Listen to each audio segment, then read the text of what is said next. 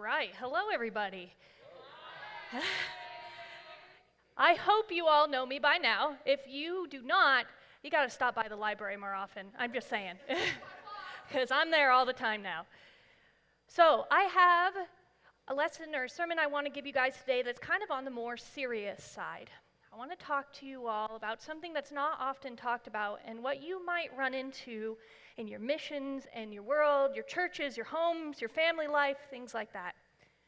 And I'm going to ask a question. It's a rhetorical question. You do not have to answer this, raise your hand or anything. But how many of you have experienced brokenness? How many of you have seen brokenness in other people's lives? How many of you have seen brokenness in a church, in a home family, in somebody who's just walking down the street? Brokenness is everywhere. And it's a big part of what you are going to deal with later on in life, or maybe what you're dealing with right now.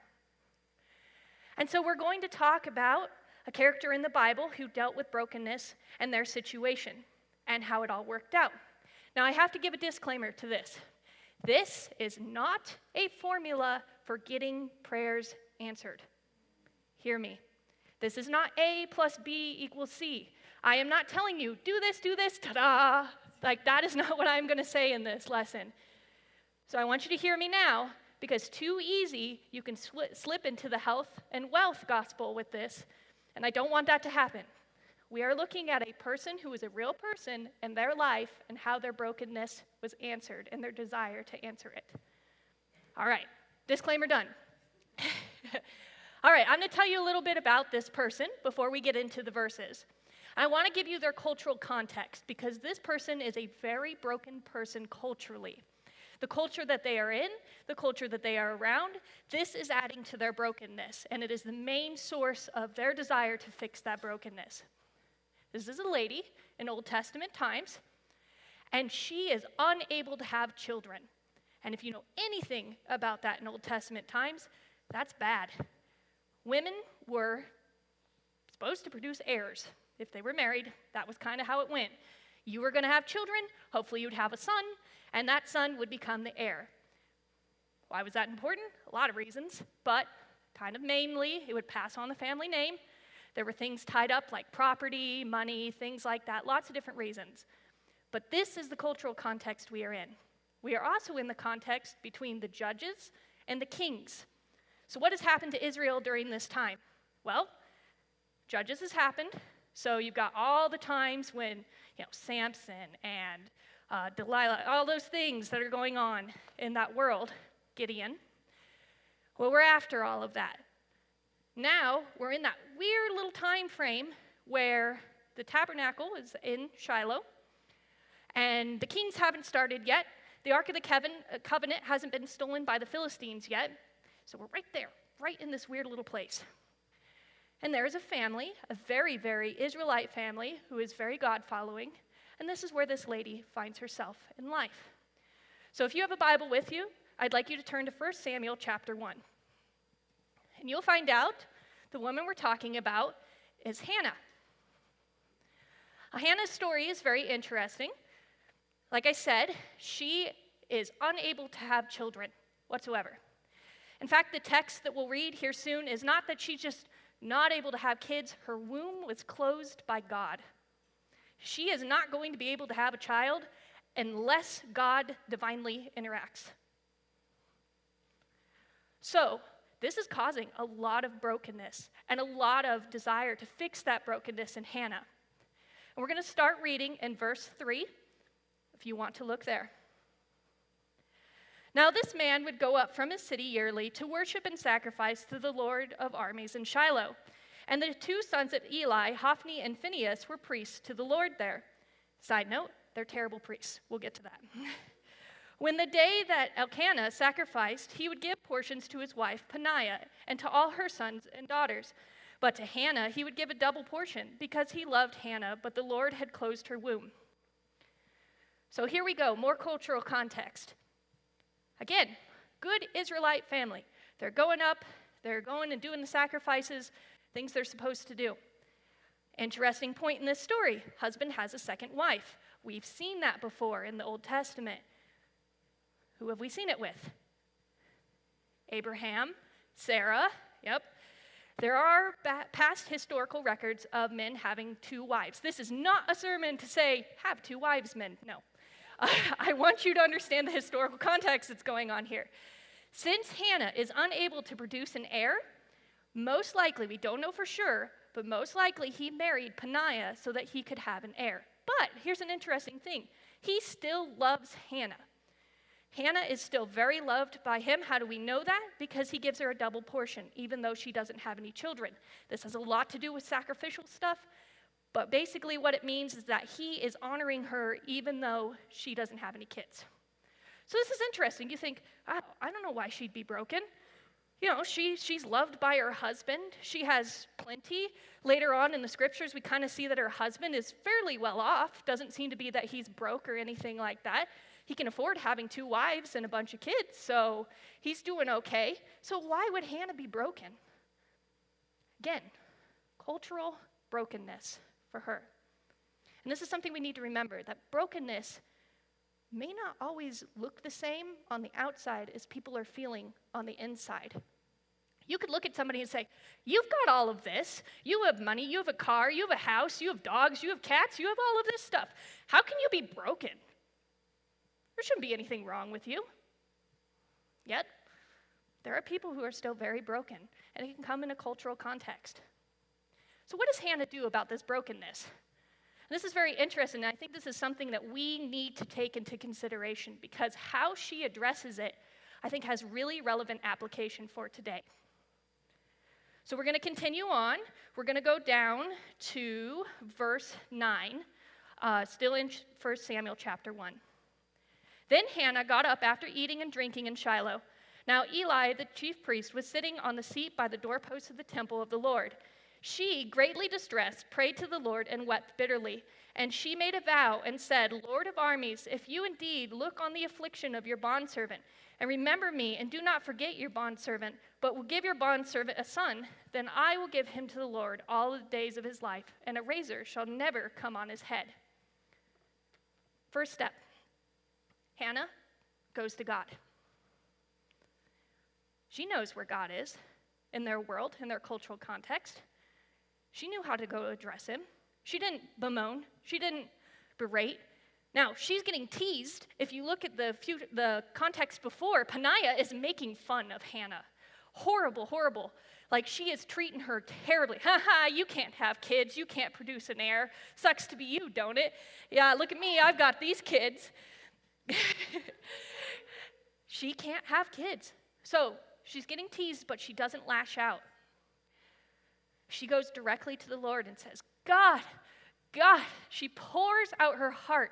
Actually, the verse in there, the way that it comes across in the Hebrew, there's a word that's used in there. It's called ruach, the soul, the deepness. She pours out her soul to God. This is not just some simple brokenness, like, oh, here, have a coffee. You'll deal with it. It's fine. This is absolute, on your knees, complete and honest brokenness. So she takes it to the Lord. Well, look kind of what happens next. But I want you to remember step 1. Brokenness needs to be brought to the Lord. Continuing on in verse 13. As for Hannah, she was speaking in her heart. Only her lips were quivering, but her voice was not heard. So Eli thought that she was drunk. Then Eli said to her, How long will you behave like a drunk? Get rid of your wine. But Hannah answered and said, No, my Lord, I am a woman despairing in spirit. Ruach, that word. Despairing in spirit, I have drunk neither wine nor strong drink, but I have poured out my soul before the Lord. Do not consider your bondservant a useless woman, for I have spoken until now out of my great concern and provocation. Here's the guy, chief priest, right? He's supposed to be the one over top of everything, the sacrifices, kind of an important leader. Sees this woman standing there. She's culturally not praying the way that was always seen. Quite often it is said that they would pray exuberantly, out loud. God, Lord, help me please in my situation. things like that. But she's not. She's standing there, moving her lips, silent. So what is Eli's first thought? She's drunk. This lady, she's come into here to pray where the Lord is in the Ark of the Covenant, and she's drunk. Here's something we need to learn from Eli. You may not always see people's brokenness on the outside. Be careful how you address it.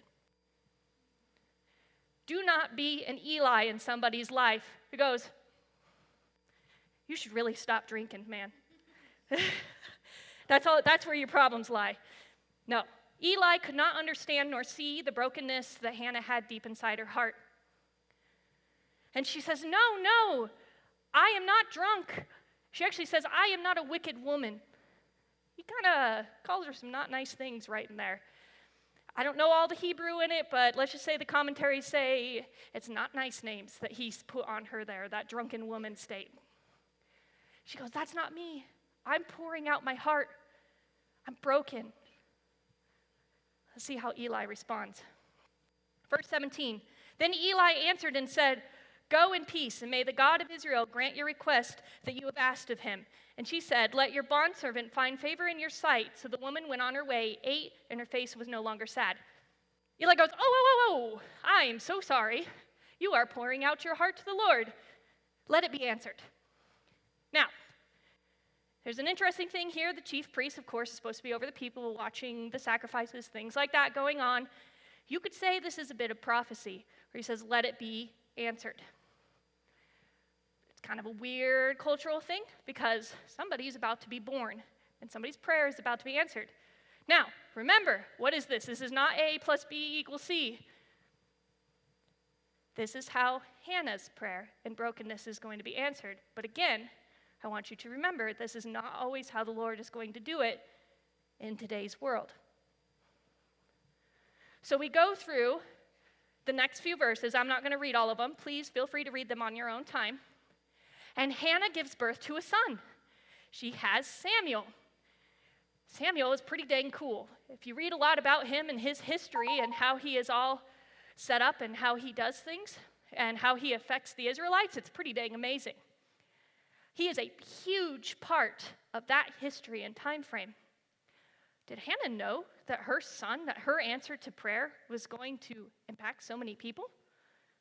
No, she didn't. But when she did have Samuel, she did something that I think is the most important part of this whole message. If you turn to chapter 2, Hannah gives a song of thanksgiving. Her prayer has been answered. She has had a son. She is giving that son back to the tabernacle, to the Lord. She has said, okay, God, if I can have a son, I'll give him back. She doesn't know she's going to have more kids. She does, but she doesn't know that. She doesn't know she's going to have more children. All she knows is the deep, broken part of her heart, the cultural brokenness that she wanted to heal. She was given, and now she's giving him back. So what does she do? She doesn't bemoan, doesn't complain, doesn't feel sad. She gives a song of thanksgiving.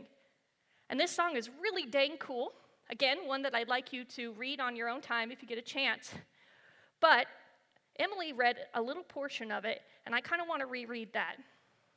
So if you go to 1 Samuel chapter 2, I'm going to start in verse 5. Those who were full hire themselves out for bread, but those who are hungry cease to be hungry. Even the infertile woman gives birth to 7, but she who has many children languishes. The Lord puts to death and makes alive. He brings down to Sheol and brings up. The Lord makes poor and rich. He humbles and he also exalts. He raises the poor from the dust. He lifts up the needy from the garbage heap to set them with nobles, and he gives them a seat of honor as inheritance. For the pillars of the earth are the Lord's, and he sets the world upon them. He watches over the feet of his godly ones, but the wicked ones are silenced in darkness. For not by the might shall a person prevail.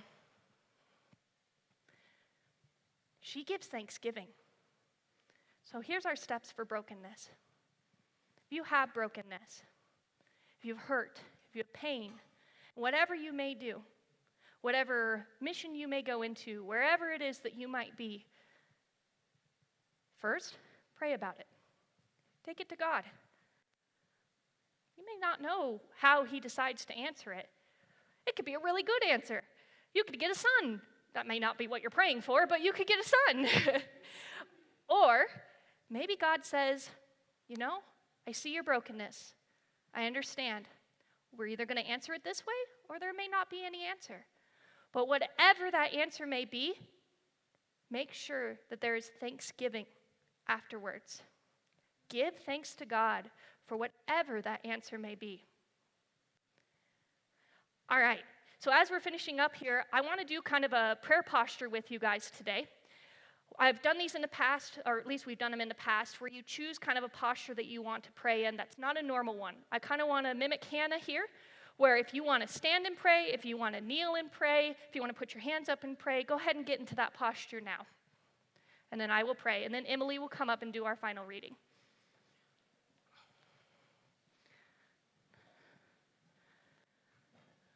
All right. God, the Lord of heaven's armies, the one and only one who can take our brokenness and make it something amazing. God, we see how Hannah was healed in her cultural brokenness. And God, we thank you that you are still here for us like that today. You see the hurt and the brokenness in our lives. You see the pain and the desire to fix those things. But you know where that answer should be. And God, we come to you not with a heart that is angry or coming in with a vengeance of our own, but God, with complete and honest, just letting it go and let you handle it. And God, we give you thanksgiving when those prayers are answered in whatever way they happen to be answered. God, you are the great giver, and you are the one who answers things in whatever way they need to be. Lord, we praise you and we love you. In Jesus' name, amen.